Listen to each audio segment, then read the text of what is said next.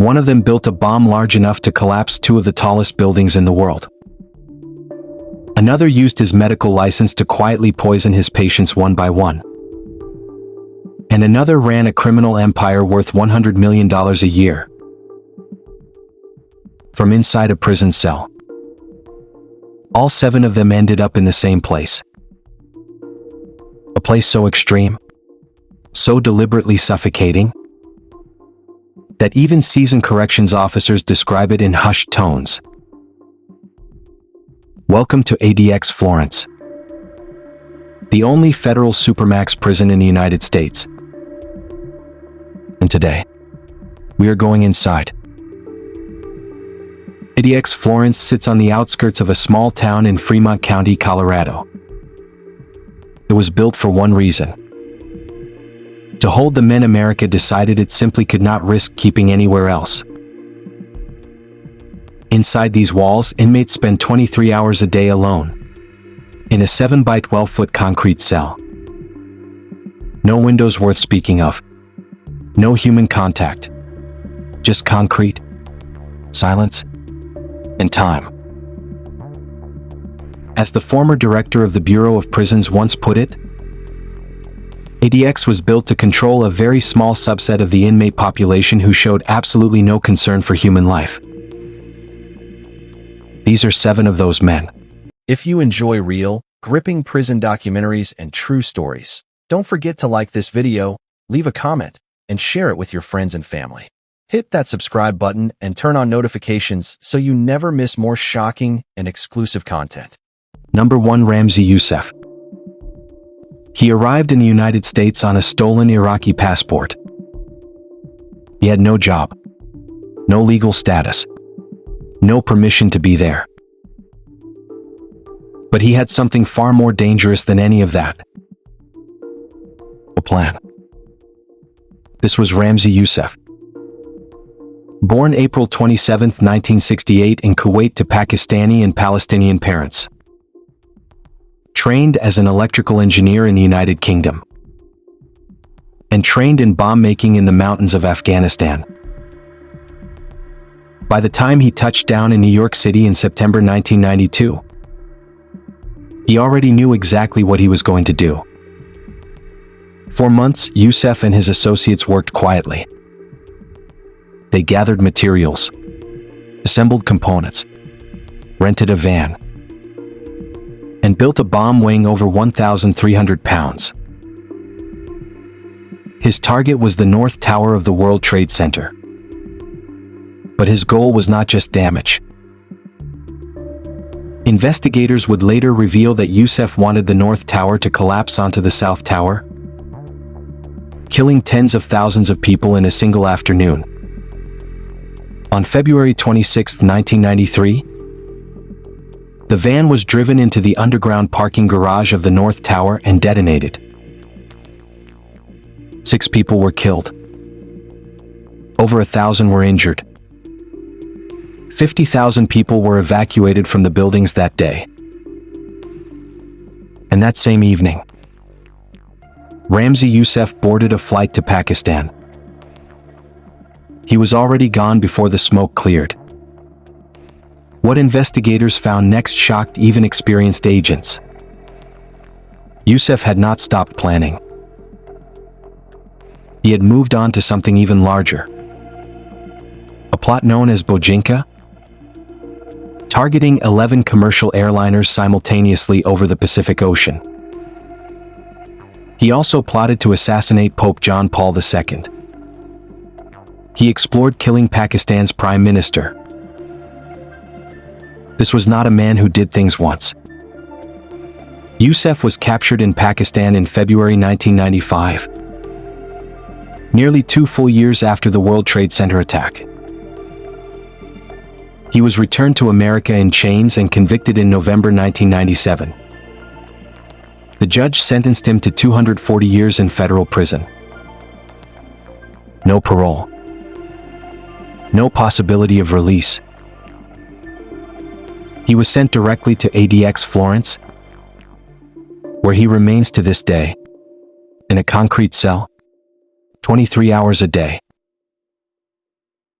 The FBI later confirmed his 1993 bombing was a rehearsal for something far worse.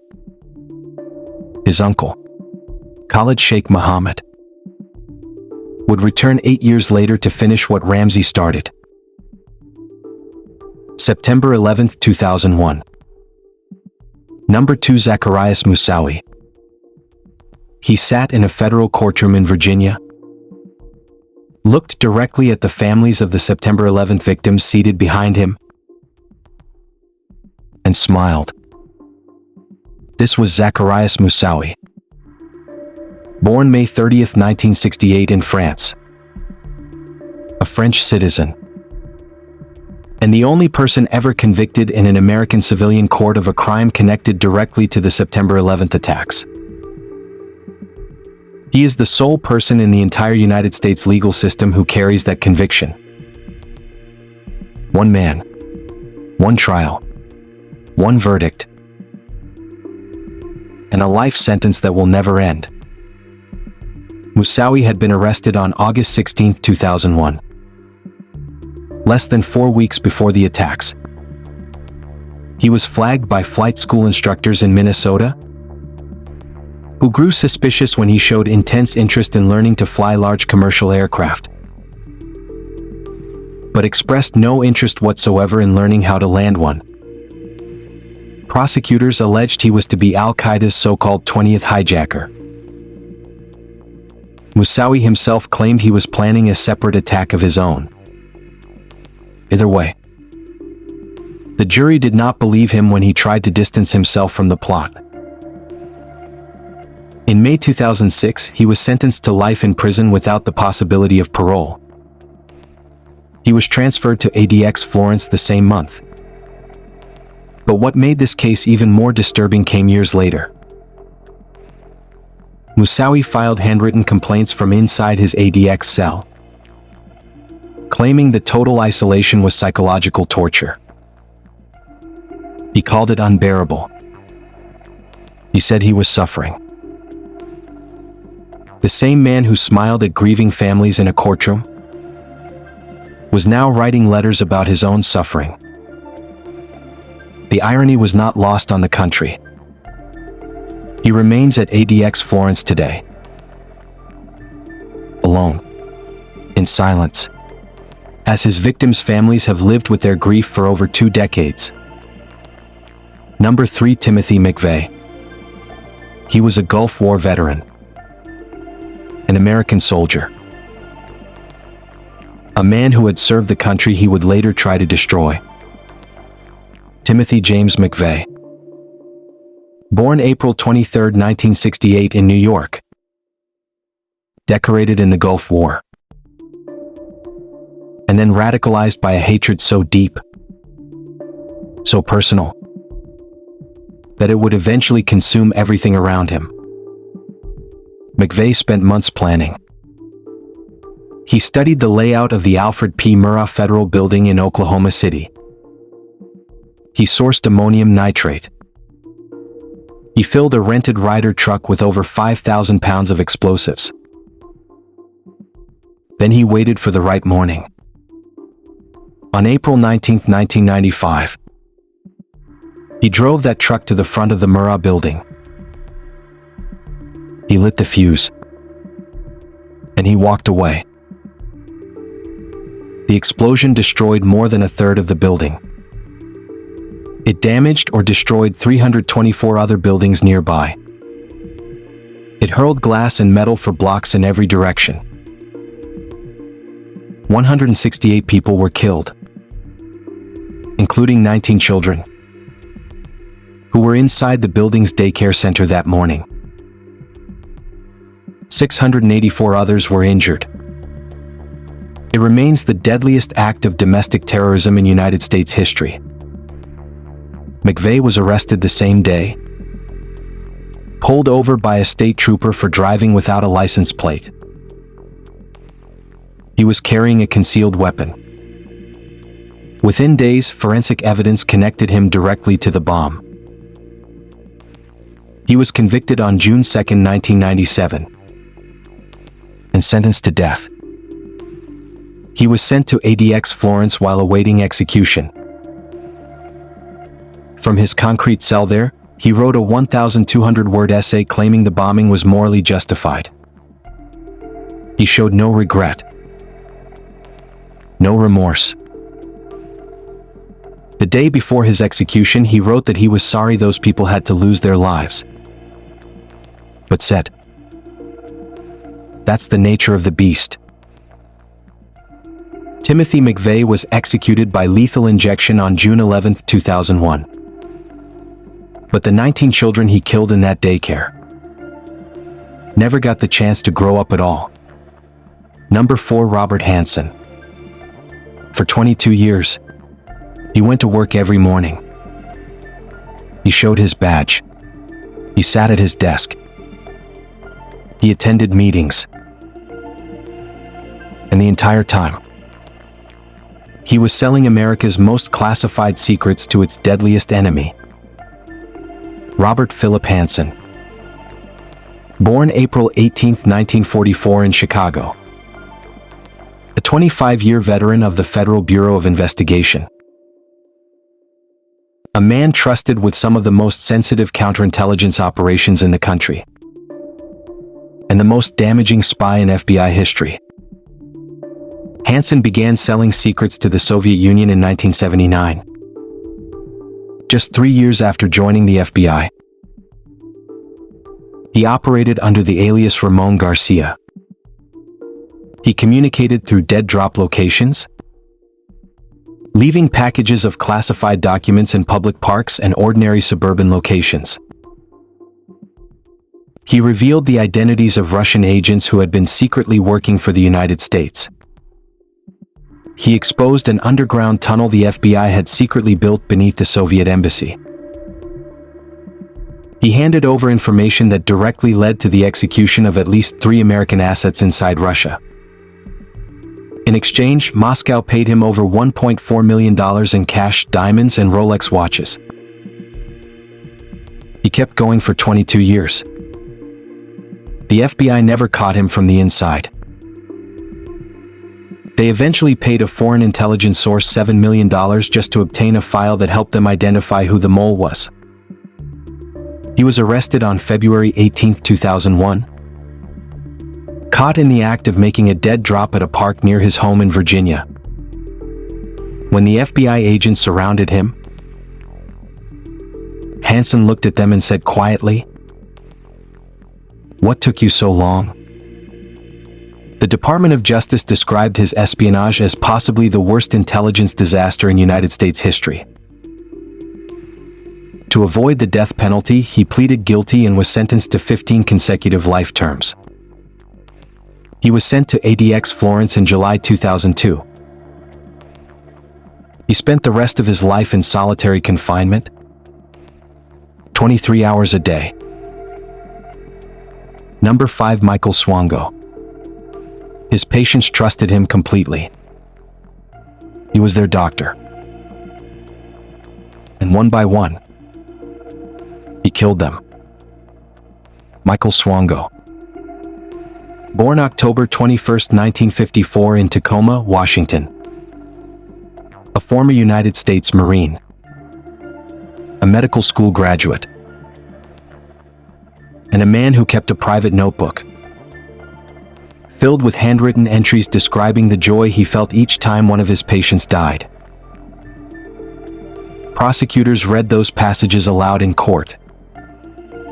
The courtroom went silent. Swango's classmates at Southern Illinois University School of Medicine gave him a nickname while he was still a student. They called him 00 Swango, like a license to kill. Because patients around him kept dying in ways that made no sense. He worked across multiple hospitals in Illinois, Ohio, South Dakota, and New York. Everywhere he went, people died. He used arsenic most often, slipping it into the food and drinks of colleagues and patients alike. When suspicions arose at one hospital, he simply moved to another. When suspicions arose there, he moved again.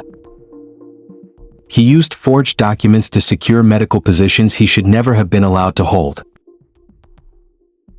When American hospitals finally closed their doors to him, he moved to Zimbabwe. And the deaths followed him there too. He was finally arrested at a Chicago airport in June 1997 on fraud charges while trying to obtain a visa to work in Saudi Arabia. Investigators later exhumed the bodies of his former patients. They found poison. In July 2000, days before he was due to be released on the fraud conviction, federal prosecutors charged him with 3 murders at a Veterans Administration hospital. He pleaded guilty to avoid the death penalty. Judge Mishler sentenced him to 3 consecutive life terms without parole.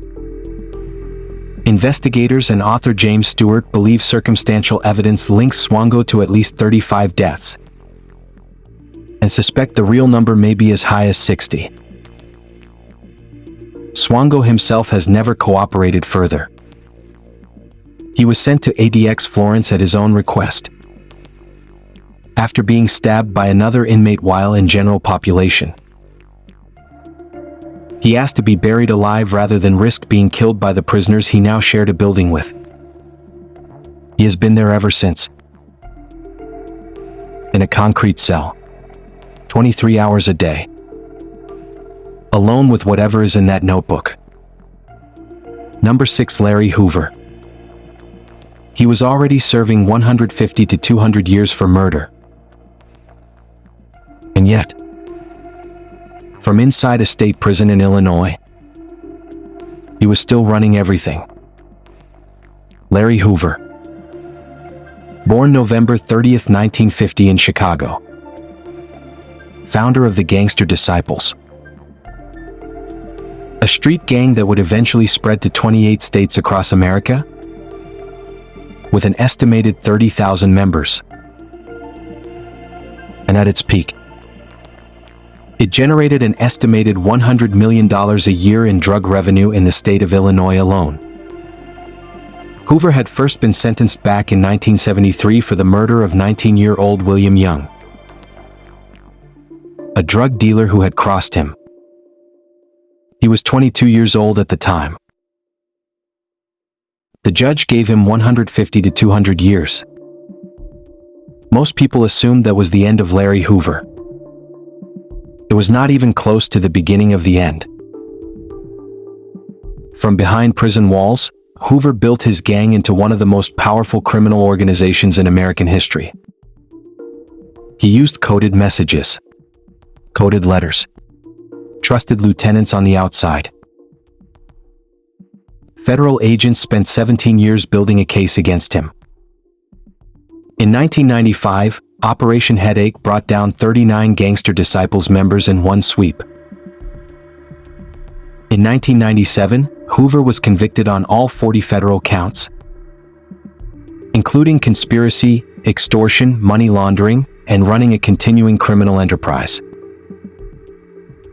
He received 6 additional life sentences in federal court. He was transferred to ADX Florence, where his attorneys say he spent nearly 30 years in solitary confinement. Federal agents continued to warn against any leniency, believing he was still capable of pulling strings from within the walls of the most isolated prison in America. One federal prosecutor described him as someone who ran a criminal empire with ruthless efficiency from behind bars, and said there was no reason to believe that would ever change. In May 2025, President Trump commuted Hoover's federal sentence. But Hoover still faces the remainder of his original 150 to 200-year Illinois state sentence for the 1973 murder. The man who built an empire from a prison cell is still not free. Number 7. Ahmad Khan Rahami. He grew up in New Jersey. He went to school in America. He was a United States citizen. And on a single Saturday evening in September 2016, he planted bombs across 2 states, Ahmad Khan Rahami. Born in Afghanistan. 28 years old at the time of the attacks. A resident of Elizabeth, New Jersey. On September 17, 2016, a bomb exploded in the Chelsea neighborhood of Manhattan, hurling a 100-pound trash container more than 120 feet through the air. It shattered windows, scattered metal shrapnel across the street. 30 people were injured. A second bomb had been planted nearby, but failed to detonate. Earlier that same day, a pipe bomb had also detonated along the route of a Marine Corps charity road race in Seaside Park, New Jersey. Miraculously, no runners were present at that moment. Investigators moved fast. A mobile phone attached to the bomb that failed to explode in Chelsea led them directly to Rahami within hours. They also discovered a backpack near a New Jersey transit station in Elizabeth, containing additional unexploded devices. When police finally located Rahami 2 days later in Linden, New Jersey, he opened fire on officers. A gunfight erupted in the street. 5 police officers were shot. Rahami himself was wounded. He was taken into custody. What made this case even more disturbing was what happened next. While awaiting sentencing, prosecutors alleged that Rahami had been attempting to radicalize other inmates inside the jail. He was not finished. Even in custody, he was still dangerous. In February 2018, U.S. District Judge Richard Berman looked at Rahami before sentencing him and said, "The nature of the crime was heinous, wanton, and life-threatening." Rahami was sentenced to life in prison. Then a second life sentence in New Jersey for the attempted murder of 5 police officers. He was ordered to pay over $563,000 in victim restitution. He will never leave prison. The man who planted bombs across 2 states on a single afternoon now spends his days in a concrete cell, going nowhere. 7 men. 7 cases that shook this country to its foundation. A terrorist who nearly collapsed 2 of the world's tallest towers. The only man convicted in American court for September 11th. The deadliest domestic bomber in United States history. An FBI agent who sold his country to its enemy for over 2 decades. A doctor who poisoned up to 60 people in their hospital beds. A gang king who ran a $100 million criminal empire from a prison cell. And a bomber who tried to keep radicalizing people even after he was caught. All of them ended up in the same 7 by 12-foot concrete room. 23 hours a day. No windows. No sound. No way out. Because some men are simply too dangerous for anywhere else on Earth. And ADX Florence was built specifically for them. If you made it this far, you already know what channel you're on. Hit that subscribe button and stay with us, because the next documentary is already waiting.